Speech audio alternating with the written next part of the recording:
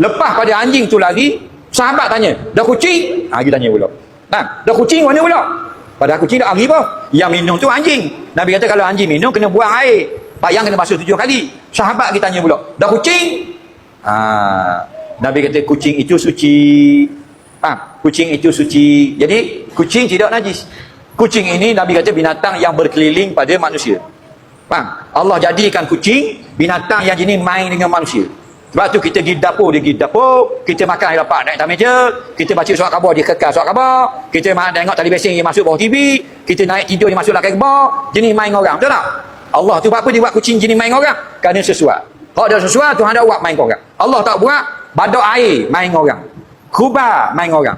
Kita pergi dapur, khubah pergi dapur, utuh dapur. Kita pergi tidur, badok sumbu masuk dalam utuh habis rumah. Jadi kucing. Okey? Jelas itu. Yang kedua pula, Nabi balik dengan Jibril ikut Nabi. Malaikat Jibril ikut Nabi. Nak pergi rumah Nabi, hak dilerang Aisyah. Nabi nak balik, Jibril ikut. Siapa kat depan pintu, Jibril tak mau masuk. Berhenti jauh. Nabi kata, apa pula berhenti jauh ni? Nabi teruskan perjalanan. Rupa-rupanya, bawah gerai ada papi, anak anjing. Anak anjing kecil. Dia kata, Aisyah, mu ambil dua anak anjing ni. Dia kata, bukan kita punya. Tak tahu orang siapa.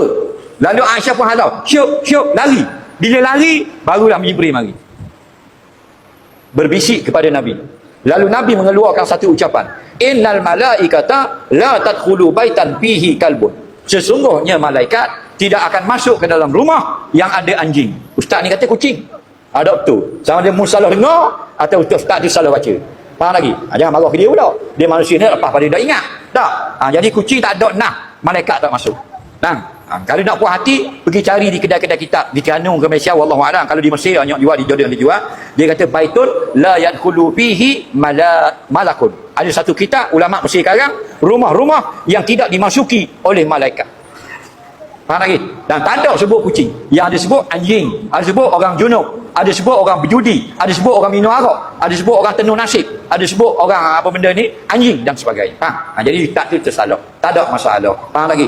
Begitu juga dengan binatang yang tidak disebut. Contohnya kanguru, tak ada dalam hadis. Maka siapa beli kanguru dalam rumah, jangan pandai-pandai kata malaikat tak masuk. Kerana dalam nah hanya menyebut la tadkhulu baitan fihi kalbun wala suwarun wala junubun. Tak masuk rumah yang ada anjing, yang ada orang junub, yang ada patung berhala. Okey? Bagus, soalan awak bagus. Okey?